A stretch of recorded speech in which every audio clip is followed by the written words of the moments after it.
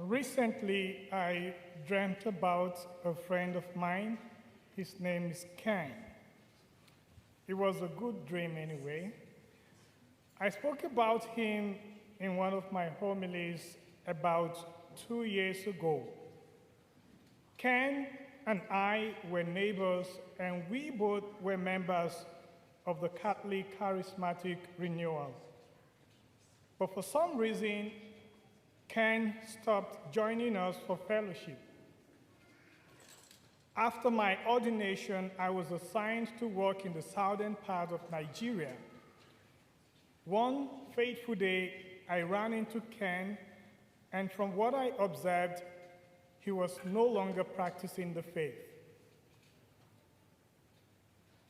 Coming to faith in Christ is a good thing, but remaining in the faith is the most important thing.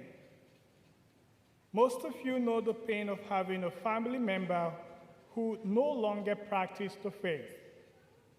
As parents, some of you sent your kids to Catholic schools, supported them to receive all the sacraments they needed at the time, and even went as far as sending them to a Catholic university, not minding the financial implication. Unfortunately, after making all these sacrifices, some of your kids stopped practicing the faith. That's the pain most of you seated here today are carrying. Jesus Christ was aware of same possibility with his disciples.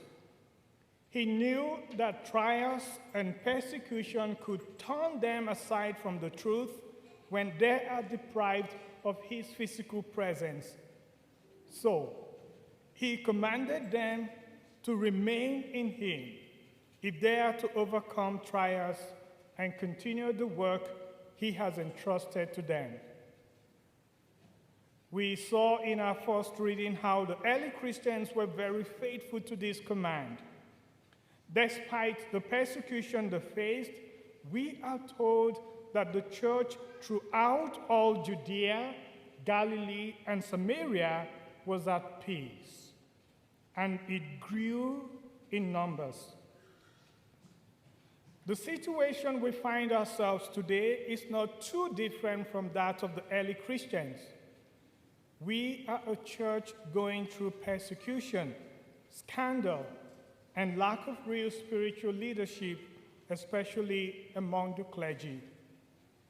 Our faith is seriously being tested in many areas. Some of us doubt if we can truly trust the leadership of our church. Some of us are struggling with the idea of a good God and the prevalence of evil in the world. Some of us are struggling with personal weakness. Some of us are struggling with the political situation in our country. Some of us are struggling with being faithful to all the teachings of the church, especially those that have to do with sexual morality. Some of us are struggling with our marriage. No matter the trials we're going through or the struggles we have, Jesus invites us to remain in him if we are to overcome. To remain in Jesus is to find the best ways to stay in love with him. It's a call to sustain fellowship with Jesus and grow in holiness. It's a call to be on fire with devotions. St. Francis de Sales, in his book, Introduction to the Devout Life, says, "He who aspires to heavenly love must diligently reserve for it his leisure, his spirit, and his affections." Recently, I challenged myself to take up a new devotion to help me stay refreshed and connected with Jesus. And thanks to divine providence, this afternoon, I'll be driving to Tucson for a personal retreat. I'll be there till Friday. So please keep me in your prayers as I promise to keep you in mind.